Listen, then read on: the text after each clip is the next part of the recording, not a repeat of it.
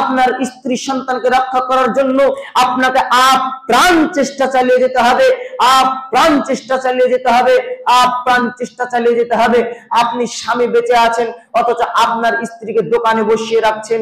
নিজের বিবেককে একটাবার প্রশ্ন করেন যে আদৌ কি আপনি ঠিক করছেন? নিজের স্ত্রী কেন দোকানে? আরে আপনাকে একটু কষ্ট করতে হবে বেশি, আপনি পুরুষ মানুষ, আপনাকে একটু পরিশ্রম করতে হবে বেশি। আপনি হয়তো দেখছেন যে আমি একটা কাজ করছি, আমার স্ত্রীর দোকান চালাচ্ছে, দুজনা মিলে ইনকাম করছি, হ্যাঁ ভালো কথা, কিন্তু না, স্ত্রীর দোকানে বসে ইনকাম করবে না। আপনাকে এত পরিমাণে পরিশ্রম করতে হবে, আপনাকে এত পরিমাণে ইনকাম করতে হবে যে আপনার স্ত্রীকে যাতে দোকানে না বসতে হয়। আপনাকে একটু পরিশ্রম বেশি করতে হবে, তাতে আপনার কষ্ট হবে, আর এই কষ্টের প্রতিদান আল্লাহ আপনাকে দেবে। যদি এই কষ্টটুকু না করতে পারেন, যদি আপনার স্ত্রীকে আপনি রাস্তায় নামান, তাহলে এর জন্য আপনার পাপ হবে। এর জন্য আপনাকে দায়ুস বলা হয়েছে হাদিসে। আল্লাহ রাসূল বলেছেন আদ-দায়ুস লা ইয়াদখুলুল জান্নাহ, দায়ুস কখনো জান্নাতে প্রবেশ করবে না। নাযিলু মিনাল কুরআনি মা হুয়া শিফাa'u ওয়া রাহমাতুল লিল মুমিনিনা ওয়া লা ইয়াজিদুল যালিমিনা ইল্লা খাসারা। নাহমাদুহু ওয়া নাস্তাঈনুহু ওয়া নাস্তাগফিরুহু ওয়া নু'মিনু বিহি ওয়া নাতাওয়াক্কালু আলাইহি ونعوذ بالله من شرور أنفسنا ومن سيئات أعمالنا من يهده الله فلا مضل له ومن يضلله فلا هادي له وأشهد أن لا إله إلا الله وأشهد أن محمدا عبده ورسوله أما بعد فإن أصدق الحديث كتاب الله وخير الهدي هدي محمد صلى الله عليه وسلم وشر الأمور محدثاتها وكل محدثة بدعة وكل بدعة ضلالة وكل ضلالة في النار أما بعد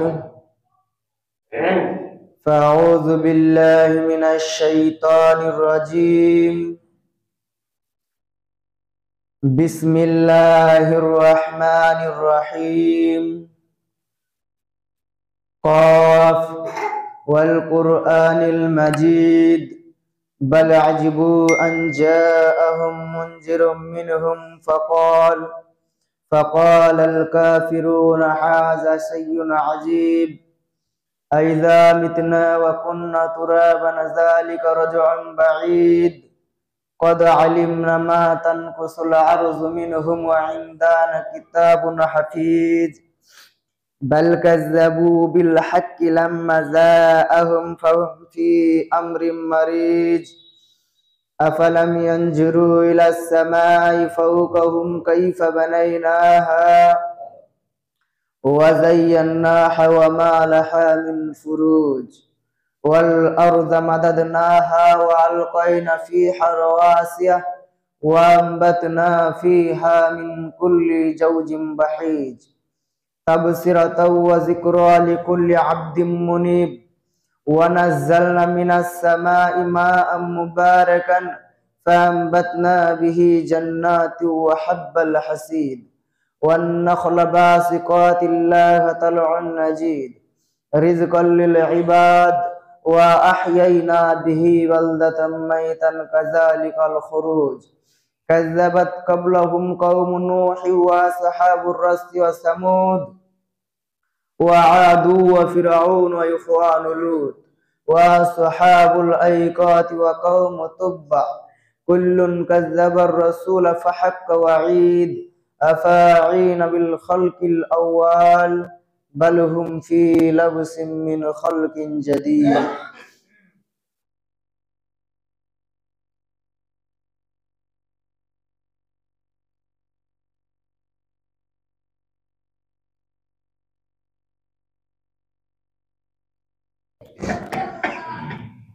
الحمد لله innal hamdalillahi wahda wassalatu wassalamu ala man la nabiyya ba'da amma ba'd fa inna khayral hadisi kitabullah wa khayral hadi hadi Muhammadin sallallahu alayhi wa sallam wa sharral umuri muhdatsatuha wa kullu muhdatsatin bid'ah wa kullu bid'atin dhalalah wa kullu dhalalatin finnar. Amma ba'd, fa'udzu billahi minasy syaithanir rajim. Bismillahirrahmanirrahim. Wa qarna fi buyutikum. Bismillahirrahmanirrahim. Alhamdulillahi rabbil alamin. Ar-Rahmanir-Rahim. Maliki yaumiddin. সমস্ত প্রশংসা সেই মহান আল্লাহ সুবহানাহু ওয়া তাআলার, যিনি আমাদেরকে সর্বশ্রেষ্ঠ করে সৃষ্টি করেছেন। তিনার প্রশংসা করে আমরা কোনোদিনও শেষ করতে পারিনি এবং পারবো না। তাই তিনার শিখানো সংক্ষিপ্ত ভাষায় সকলেই শুকরিয়া জ্ঞাপন করি, আলহামদুলিল্লাহ।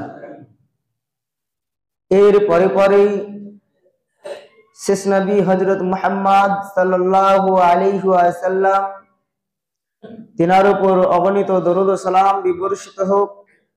সকলেই বলি আল্লাহুম্মা আমিন। আল্লাহুম্মা সাল্লি আলাইহি, আল্লাহুম্মা বারিক আলাইহি। আজ আমি আপনাদের সামনে যে বিষয়টি নিয়ে আলোচনা করার ইচ্ছা করেছি, সে বিষয়টির নাম বেপরদা নারী। যদিও বিষয়টির উপরে এর আগে আলোচনা করা হয়েছে, কিন্তু আবারও আলোচনা না করলেই নয়। কারণ আমাদের সমাজ যে জিনিসের ক্ষুধার্ত, আমাদের সমাজ যে জিনিস চাইছে, সেই জিনিস আমাদের সমাজকে দিতে হবে। আমরা ধারাবাহিকভাবে যে আলোচনা করে আসছি, সে আলোচনা থেকে আমরা যতটুকু জানতে ও বুঝতে পেরেছি, মানুষজনের ব্যবহার, কৃষ্টি, কালচার, আখলাক থেকে যতটুকু জানতে ও বুঝতে পেরেছি, তাতে আমরা কিছুটা হলেও নিশ্চিত যে আমাদের সমাজের পুরুষরা অনেকটা সচেতন। তবে আমাদের সমাজের নারীরা এখনো সচেতন হয়নি যতটুকু সচেতন হওয়া প্রয়োজন। আজ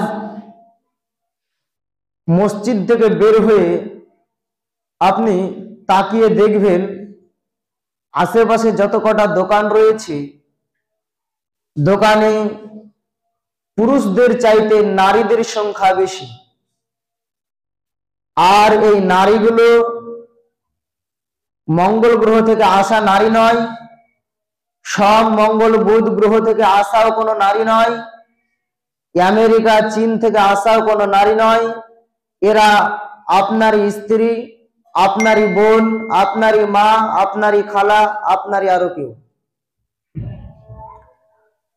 আজ নারীরা এত পরিমাণে বিশৃঙ্খলা সৃষ্টি করছে এবং এক জায়গায় গোল মিটিং ও বেটা ছেলের চাইতেও বেশি, পুরুষদের চাইতেও বেশি জোরে জোরে গল্প। একটা জায়গাতে, একটা দোকানে বেটা ছেলে, 5টা বেটা ছেলে থাকলে যেমন জোরে জোরে হাসি মজা গল্প হয়, আজকে সত্যি ভাবতেও লজ্জা লাগে নিজেকে, আমাদের মা বোনেরা তার চাইতেও জোরে জোরে গল্প করে। এই যে পার্শ্বে যে দোকানগুলো আছে, আপনি নিজে আপনার বিবেককে প্রশ্ন করুন। আপনারাও চায়ের দোকানে বসে থাকেন, আপনারা যেই পরিমাণে জোরে জোরে কথা বলেন, আপনারা যেই পরিমাণে হাসি ঠাট্টা করেন, তার চাইতে নারীরা বেশি করে কিনা নিজের বিবেককে প্রশ্ন করেন। আপনার এই পাশের দোকানে, আশেপাশের দোকানগুলো নিয়ে নারীরা যেই পরিমাণে বসে থাকছে, যেই পরিমাণে গল্প করছে, যেই পরিমাণে চিল্লাচিল্লি করছে এবং বিশৃঙ্খলা সৃষ্টি করছে, সেটা সত্যি আজকে মুসলিম জাতির জন্য লাঞ্ছিত, অপমানিত ছাড়া, ঘৃণিত ছাড়া কিছুই নাই। আজকের সমাজ ধ্বংসের অতল তলে পৌঁছাতে আর বেশি দিন সময় নেই। আজকের সমাজ ধ্বংসের অতল তলে তলিয়ে যাচ্ছে। এই সমাজকে রক্ষা করতে গেলে আপনাকে ও আমাকে কাঁধে কাঁধ মিলিয়ে চেষ্টা চালিয়ে যেতে হবে, আল্লাহর কাছে দোয়া করতে হবে। যদি আপনি কাঁধে কাঁধ মিলিয়ে এই সমাজকে সঠিকভাবে গড়ে তোলার জন্য চেষ্টা না করেন, তাহলে শুনে রাখবেন, একজনের জন্য কিন্তু আল্লাহর পক্ষ থেকে যদি আযাব আসে, তাহলে ওই একজনের জন্য আসবে না, সকলের উপরে আল্লাহর আযাব আসবে। হাদিসের মধ্যে এসেছে, আল্লাহ যদি কোনো জনগণনায়, কোনো এলাকায়, কোন গোষ্ঠীর মধ্যে, জনগোষ্ঠীর মধ্যে, কোন এলাকার মধ্যে আযাব দেন, তাহলে ওই এলাকাতে বাছাই করে বেছে বেছে আযাব দেন না, ওই এলাকাকে এলাকা সকলকে আযাবের মধ্যে নিক্ষিপ্ত করেন। এরপর যদি কোনো ব্যক্তি ভালো থাকে, তাহলে সেই ব্যক্তি তার প্রতিদান পাবে, আর যে ব্যক্তির জন্য আযাব এসেছিল সেই ব্যক্তি তার প্রতিদান পাবে। কিন্তু যদি আযাব আসে, তাহলে সকলের উপরে আসবে, বাছাই করে একে একে কোনো ব্যক্তির উপরে আসবে না। অতএব শুনে রাখুন, আজকে আপনি যদি মনে করেন আমি তো ঠিক আছি, সমাজ যা হচ্ছে হয়ে যাক, সমাজের দায়িত্ব যদি আপনি না নেন, সমাজকে সঠিকভাবে গড়ে তোলার যদি চেষ্টা আপনি না করেন, তাহলে আপনি একাই বেঁচে যাবেন না, আপনার উপরেও আল্লাহর আযাব আসবে, আমার উপরেও আল্লাহর আযাব আসবে, তার উপরেও আল্লাহর আযাব আসবে। অতএব শুনে রাখুন, আজকে আমাদের সমাজ ধ্বংসের অতল তলে তলিয়ে যাচ্ছে। এই সমাজকে রক্ষা করার দায়িত্ব কিন্তু আপনার ও আমার।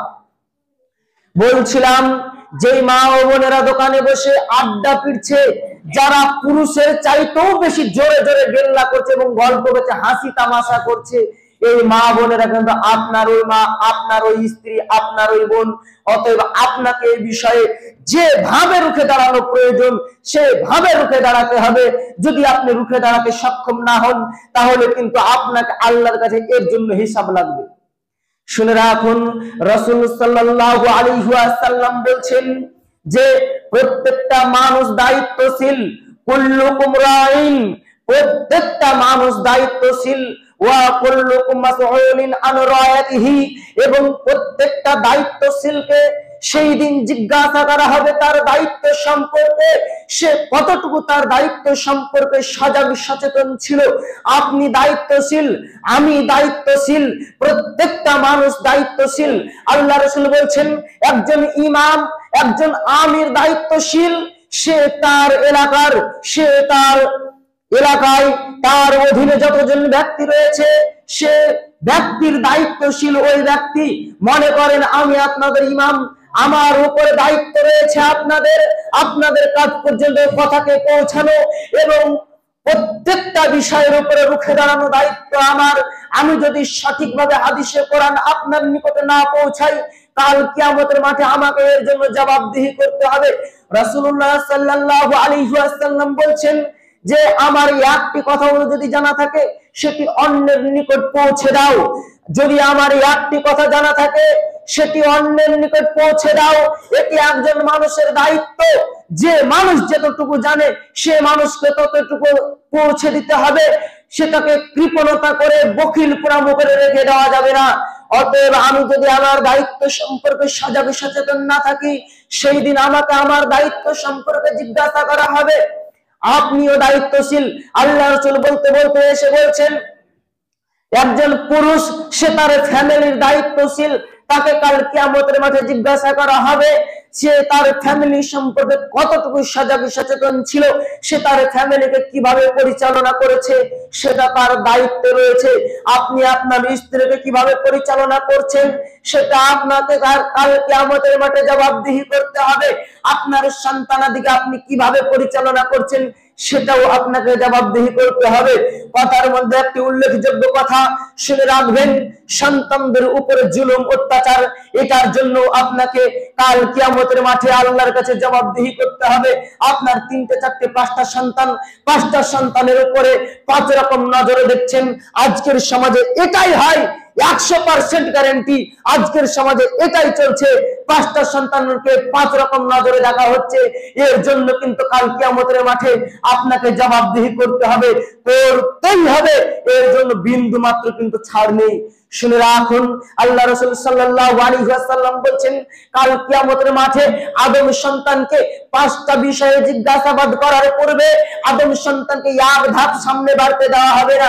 তার মধ্যে উল্লেখযোগ্য এক, যে তার দায়িত্ব, সে কতটুকু দায়িত্ব পালন করেছে, সে তার দায়িত্ব, তার ঘরে যতটুকু দায়িত্ব ছিল সে কতটুকু দায়িত্ব পালন করেছে, তাকে তার দায়িত্ব পালন সম্পর্কে জিজ্ঞাসা করা হবে।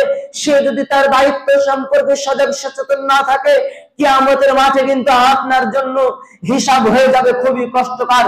অতএব শুনে রাখুন, আপনার সন্তানের উপরে আপনার দায়িত্ব রয়েছে, আপনার স্ত্রীর উপরে আপনার দায়িত্ব রয়েছে। আপনার স্ত্রীকে আপনাকে কিভাবে পরিচালনা করতে হবে সেটা আপনার দায়িত্ব। আপনি আপনার স্ত্রী সন্তানকে কিভাবে পরিচালনা করবেন সেটা আপনার দায়িত্ব। আপনার স্ত্রীকে ভালোভাবে বুঝান, ভালোভাবে না বুঝলে হাদিস কোরআনের ভয় দেখান, জান্নাতের লোভ লালসা দেখান, জাহান্নামের ভয় দেখান। যদি তাতে না হয় তাহলে তাকে প্রহার করেন। যদি শেষ পর্যন্ত তাও না হয় তাহলে ইসলাম খুবই কঠিন।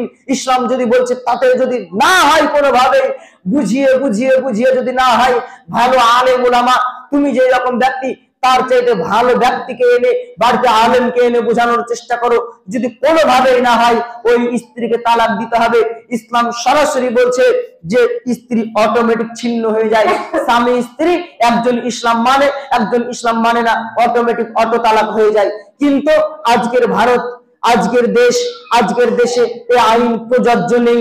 আমরা হয়তো চলছি, কিন্তু ইসলামী আইন মতে বিবাহ অটো তালাক হয়ে যায়, অটোমেটিক তালাক হয়ে যায়।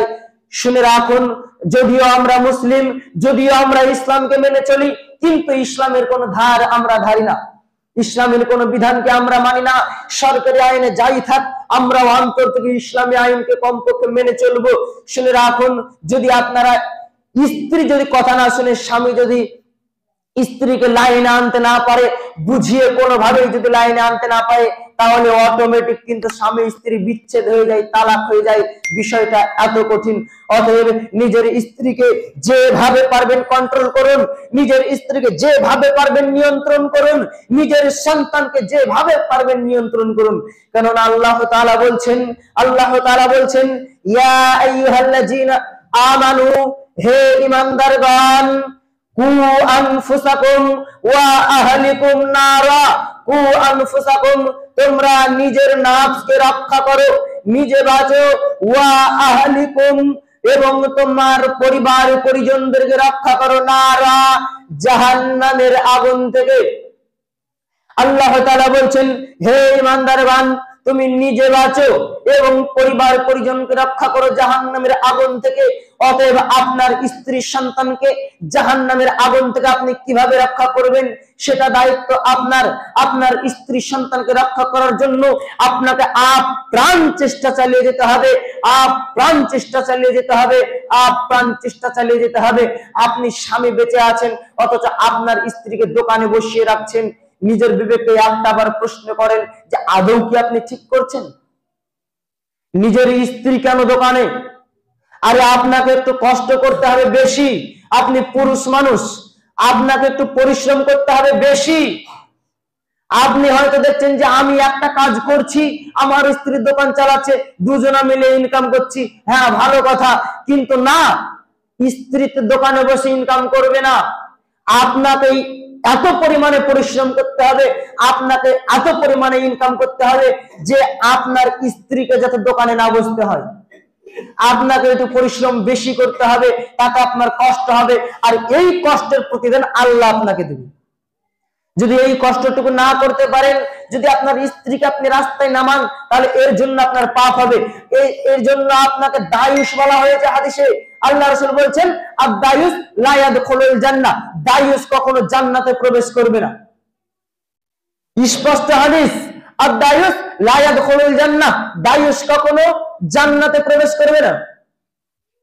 অতএব দায়ুসকে যে নিজের বাড়িতে বেহায়াপনা সৃষ্টি করে, দায়ুসকে যে নিজের স্ত্রীকে কন্ট্রোল করতে পারে না, দায়ুসকে যে নিজের সন্তানাদিকে কন্ট্রোল করতে পারে না, বাড়িতে বেহায়াপনা সৃষ্টি হয়, ওই ব্যক্তি হচ্ছে দায়ুস, আর ওই ব্যক্তি জান্নাতে প্রবেশ করবে না। তাহলে হালাল হারাম বিবেচনা করতে হবে, নিজেকে একটু কষ্ট বেশি করতে হবে, আর এই কষ্টের বিনিময়ে আল্লাহ আপনাকে দেবে। আল্লাহর কাছে দোয়া করতে হবে। আর নারীদেরকে লক্ষ্য করে আল্লাহ তাআলা বলছেন, ওয়াকরনা ফি বুয়ুতিকুন্না ওয়ালা তাবাররুজনা তাবাররুজাল জাহিলিয়াতিল উলা। আল্লাহ তাআলা বলছেন, হে নারী, তোমরা নিজের বাড়ির ভিতরে অবস্থান করো, তোমরা জাহেলি যুগের মতো নিজেদেরকে প্রদর্শন করে বেড়ায়ো না। অতএব একজন নারী সে বাড়ির বাইরে প্রদর্শন করে মানে দেখিয়ে বেড়াতে পারে না। নারীরা বাড়ির ভিতরে থাকবে, নারীরা বাড়ির ভিতরে থেকে যে কোনো কাজ করবে, নারীরা বাড়ির ভিতর থেকে কাজ করবে, কিন্তু একজন নারী কোনো পর পুরুষের সামনে আসতে পারে না। অথচ আজকে আমাদের সমাজে নারীরা পুরুষের মতো বুক ফুলিয়ে চলাফেরা করছে, নারীরা দোকানে বসে আড্ডা মারছে, নারীরা গোল মিটিং করছে, গল্প করছে। বাড়িতে আপনার পাড়াতে একটা মানুষ মারা গেছে, অথচ দোকানে গান বাজছে, আপনার ফলো আছে? ওই গানগুলো নারীরাই বাজাচ্ছিল, আপনারই মেয়ে, আপনারই ছেলে। আরে গান বাজানো এটা একটা হারাম কাজ, অথচ আপনার বাড়ির পাশে একটা মানুষ মারা গিয়েছে, কমপক্ষে একটা দুঃখের দিন, এই দিনও আপনার সন্তানটা, আপনার মেয়েটা গান বাজাচ্ছিল। অতএব জিনিসগুলো খুবই খারাপ, জিনিসগুলো খুবই নেক্কারজনক, যে জিনিসগুলোর জন্য কঠিন কঠিন পাপ হবে, যেগুলোর জন্য আল্লাহ রাসূল আপনাকে দায়ুস বলেছে, যেগুলোর জন্য আপনার স্ত্রী তালাক হয়ে যেতে পারে। অতএব বিষয়গুলো খুবই খুবই জটিল বিষয়। বিষয়গুলো থেকে আপনাকে আমাকে যেভাবেই হোক বেঁচে থাকতে হবে।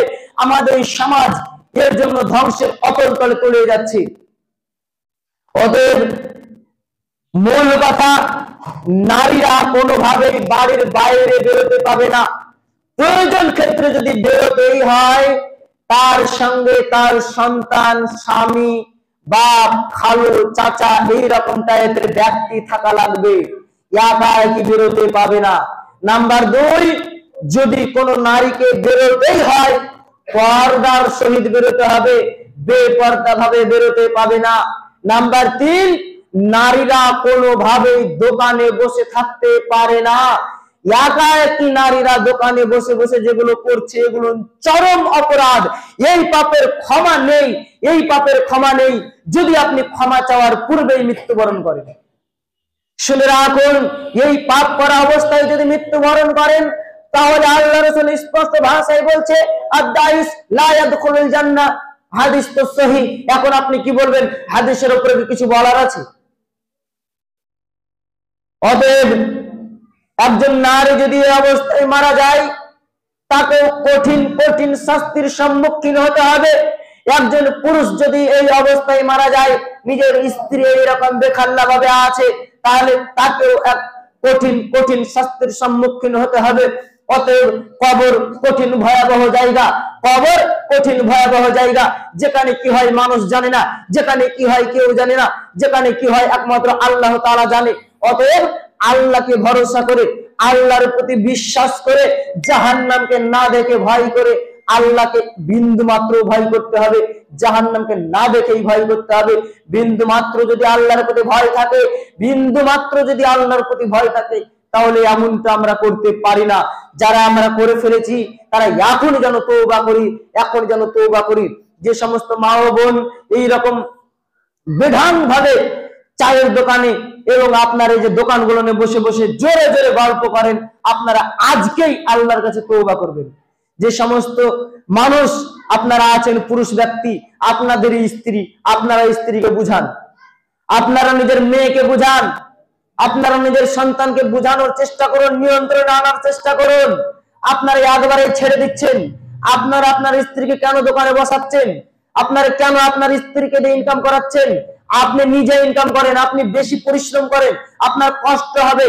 হ্যাঁ, একজন পুরুষ মানুষ কষ্টের জন্য এসেছে, আপনার কষ্ট বেশি হবে।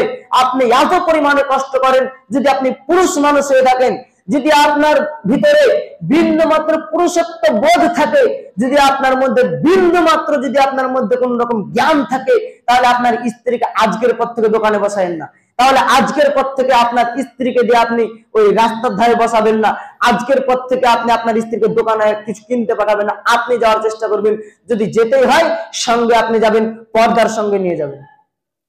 আর এমন ভাবে বেরাম ভাবে যারা গল্প করছে, নিজের স্ত্রীর প্রতি প্রত্যেকেই সজাগ সচেতন হন, কঠোর হন, কঠোর হন। যদি কঠোর না হন তাহলে কিন্তু সমাজ রসাতলে চলে যাবে। আপনারই মেয়ে, আপনারই ছেলে, আজকে আপনার মেয়ে এই করছে, কালকে তার মেয়ে ওই করছে, কালকে তার ছেলে ওই করছে, এই তো এভাবেই চলছে, সমাজ ধ্বংসের অতল তলে। অতএব শুনে রাখুন, আল্লাহ তাআলা বলছেন, হে মুমিন নারী, হে মুমিন পুরুষ, তোমরা তোমাদের দৃষ্টিকে নত রাখো, তোমরা তোমাদের দৃষ্টিকে নত রাখো। আল্লাহ তাআলা বলছেন, হে নবী, তুমি মুসলিম নর এবং মুসলিম নারীকে বলে দাও, তারা যেন তাদের বক্ষদেহে চাদর টেনে নেয়, তারা যেন তাদের বক্ষদেহে চাদর টেনে নেয়। মানে এটা আল্লাহ রাসূল আল্লাহ তাআলা নবী সাল্লাল্লাহু আলাইহি ওয়াসাল্লামকে নির্দেশ করে বলছেন, হে নবী, তুমি বলো মুমিন নরকে এবং মুমিন নারীকে, তারা যদি কোথাও যাওয়ার প্রয়োজন মনে করে, তারা যদি বাইরে বেরোনোর প্রয়োজন মনে করে, তাহলে যেন তারা তাদের বক্ষদেহে মানে তাদের বুকের উপরে চাদর টেনে নেয়। এটা আল্লাহ তাআলার নির্দেশ।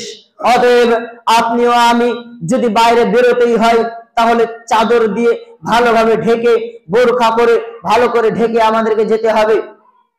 যদি যেতেই হয়, অন্যত্র আল্লাহ রাসূল সাল্লাল্লাহু আলাইহি ওয়াসাল্লাম বলছেন, একজন নারী কোন মাহরাম ব্যক্তি ছাড়া একদিন বা এক রাত সফর করতে পারে না একা একই।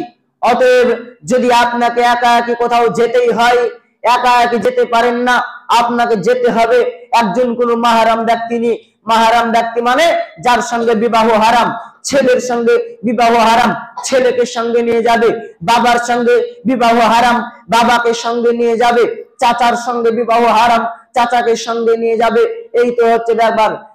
অতএব যদি রাস্তায় কোন জায়গায় যাওয়ার প্রয়োজনই হয়, এই ব্যাপার অনুযায়ী আমরা যতটুকু বুঝতে পারছি, যদি যাওয়ার প্রয়োজনই হয় তাহলে আপনাকে এই সমস্ত ব্যক্তির সঙ্গে যেতে হবে, একা একা যাওয়া যাবে না। অথচ আমরা একা একা বিভিন্ন জায়গায় ভ্রমণ করছি, যেটা কঠিন পাপ, যেটা কঠিন পাপ, যেটা কঠিন পাপ। অতএব আল্লাহকে বিন্দু মাত্র হলেও ভয় করুন, নবী সাল্লাল্লাহু আলাইহি ওয়াসাল্লামের কথার প্রতি একটু হলেও আমল করার চেষ্টা করুন। দেখুন, নিজেকে মুসলিম বলে দাবি করছেন, দেখুন নিজেকে মুসলিম বলে শুধু দাবি করলেই মুসলিম হওয়া যায় না, গরুর মাংস খেলেই মুসলমান হওয়া যায় না। মুসলমান হতে গেলে মানতে হয়। আল্লাহ রাসূল সাল্লাল্লাহু আলাইহি ওয়াসাল্লামের যুগের দিকে একবার ফলো করেন তো, কাফেররা কি করত? তারা 360 খানা মূর্তির পূজা করত কাবা ঘরের ভিতরে। যখন আল্লাহ রাসূল সাল্লাল্লাহু আলাইহি ওয়াসাল্লাম এসে কালিমা লা ইলাহা ইল্লাল্লাহ দাওয়াত দিলেন, তখন সাহাবায়ে কেরামরা কালিমা লা ইলাহা ইল্লাল্লাহ মেনে নিলেন। মেনে নেওয়ার পরে কি থেকে গেছেন? আল্লাহ রাসূল সাল্লাল্লাহু আলাইহি ওয়াসাল্লামের সঙ্গে সঙ্গে তারা যত কিছু করা প্রয়োজন তত কিছু করেছে। তারপরে তারা মুসলমান হয়েছে, তারপরে তারা সাহাবা হয়েছে, তারপরে তারা ঈমানদার হয়েছে। অতএব তারা যদি ঈমানদার হতে গেলে এত কিছু করতে হয়, আমরা কি এমনিতেই ঈমানদার হয়ে যাব? আজকের যুগে আপনি একটাবার নিজের বিবেককে প্রশ্ন করেন, যারা কোন রকম নামাজ পড়ছেন তারা তো আছেন, কিন্তু আমাদের মুসলমান বলে যারা দাবি করেন কিন্তু নামাজ পড়েন না, মুসলমান বলে দাবি করেন, নামাজ পড়েন না। আপনি একবার বলেন তো, আপনাকে কি দেখে চিনবো যে আপনি মুসলিম? একজন হিন্দু, সেও নামাজ পড়ে না, আপনিও নামাজ পড়েন না। সেও বিড়ি মদ খায়, আপনিও বিড়ি মদ খান। সেও গান বাজনা বাজায়, আপনিও গান বাজনা বাজাই। হিন্দুদের মা বোনেরাও দোকানে থাকে, আপনার মা বোনেরাও দোকানে। হিন্দুদের মা বোনেরাও একলাই চলে, আপনারও মা বোনেরা একলাই চলে। তারাও টাইট ফিটিং পোশাক পরে বোরকা ছাড়া মডার্ন ভাবে চলে, আপনার মা বোনেরও বোরকা ছাড়া মডার্ন ভাবে একলা একলাই চলে, টাইট ফিটিং পোশাক পরে। আচ্ছা, আপনি দেখেন তো কোন জায়গাতে পার্থক্য, কোন জায়গাতে পার্থক্য? আচ্ছা, আপনাকে হিন্দু বলাতে অথচ রাগ হয়। আপনাকে হিন্দু বলতে আমি আসিনি, কিন্তু আমি বলতে চাইছি তারও আপনার মধ্যে পার্থক্য কি? আপনি যে নিজেকে মুসলিম বলছেন, আমি যে নিজেকে মুসলিম বলছি, আমাকে তো একটু পার্থক্য থাকতে হবে। আমার পার্থক্য কোথায়? সেও গান শুনছে, আপনিও গান শুনছেন, সেও যা ইচ্ছা তাই করছে, সেও পয়লা বৈশাখ পালন করছে, সেও জানুয়ারি 31 নাইট পালন করছে, জানুয়ারি প্রথম দিনে গান বাজনা উৎসব করছে, আমিও করছি। আচ্ছা, তারও আমার মধ্যে পার্থক্য কি? আপনারও আমার মধ্যে তো কোনো পার্থক্য দেখছি না, তাহলে তো সেও আমি একই হয়ে গেলাম, একই হয়ে গেলাম। অতএব দেখুন, বিবেককে একটু হলেও প্রশ্ন করুন, নিজের বিবেককে একটু হলেও ভাবাতে শুরু করুন, নিজের বিবেককে একটু হলেও প্রশ্ন দেন।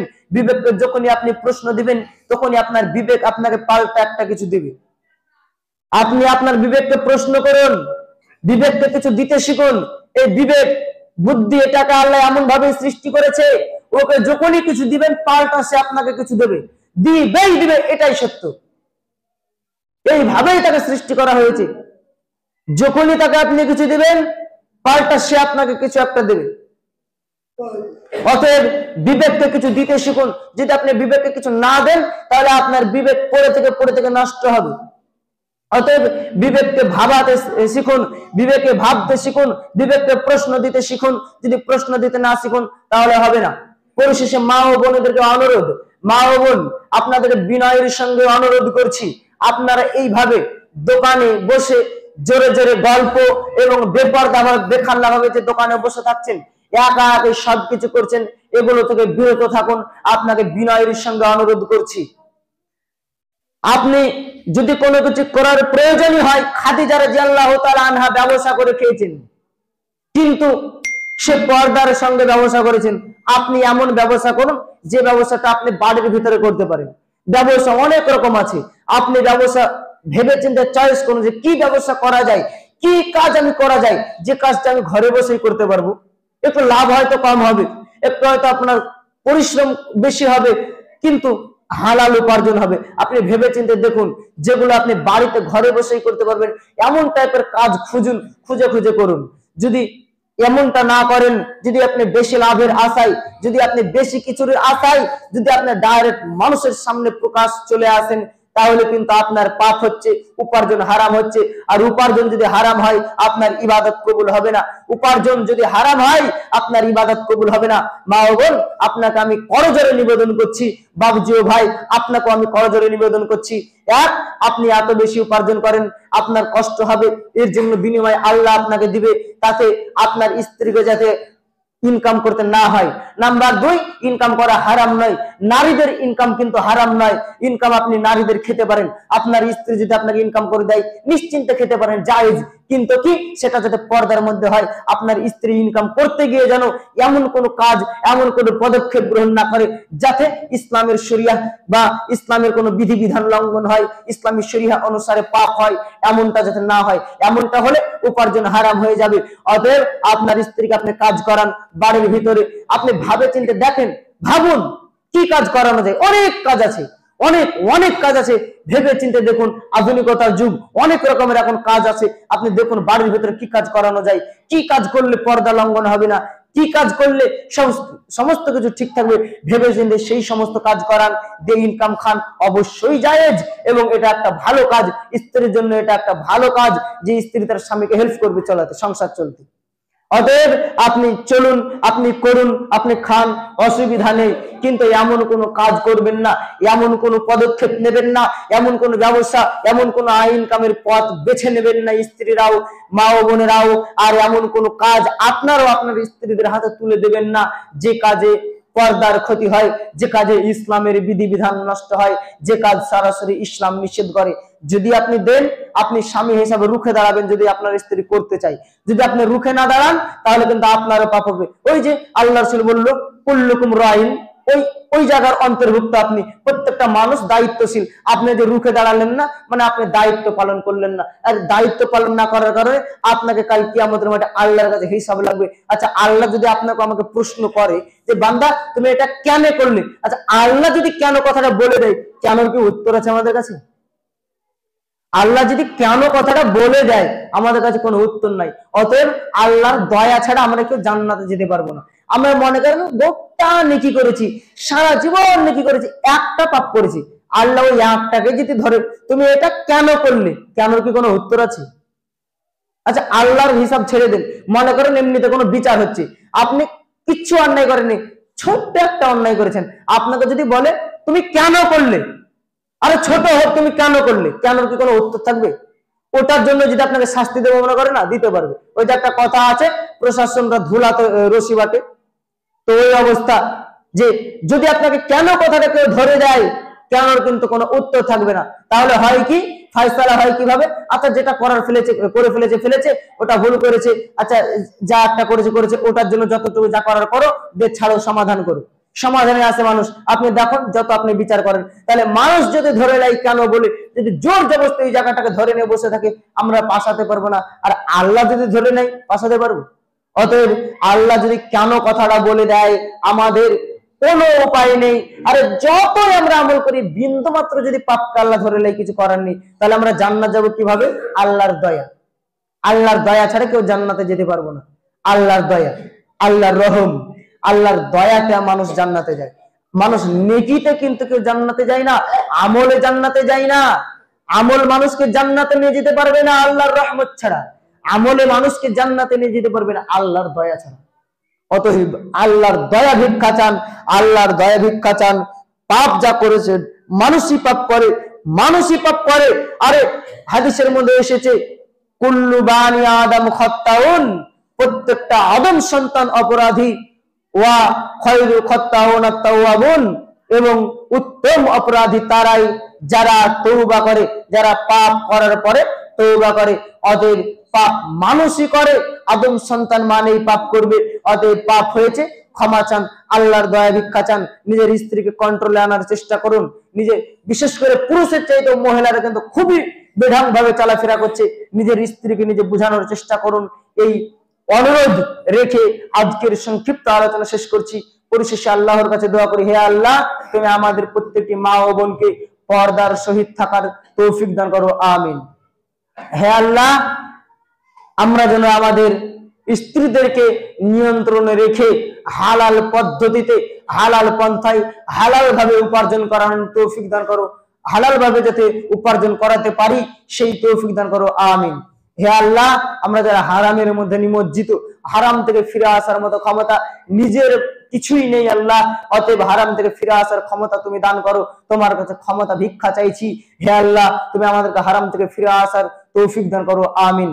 اللهم صل على محمد وعلى ال محمد كما صليت على ابراهيم وعلى ال ابراهيم انك حميد مجيد. اللهم بارك على محمد وعلى ال محمد كما باركت على ابراهيم وعلى ال ابراهيم انك حميد.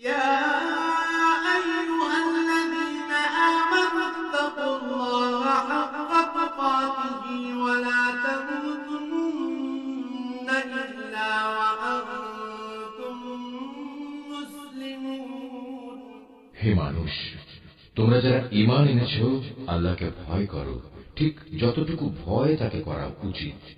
আল্লাহর কাছে সম্পূর্ণ আত্মসমর্পণকারী না হয়ে তোমরা কখনো মৃত্যুবরণ করো না।